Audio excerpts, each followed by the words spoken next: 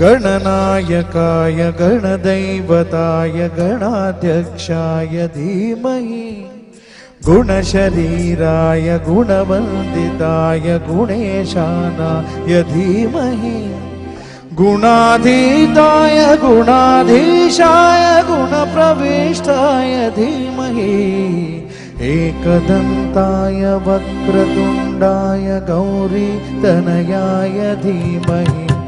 गजेशानाय भालचन्द्राय श्रीगणेशाय धीमहि एकदन्ताय वक्रतुण्डाय गौरीतनयाय धीमहि गजेशानाय भालचन्द्राय श्रीगणेशाय धीमहि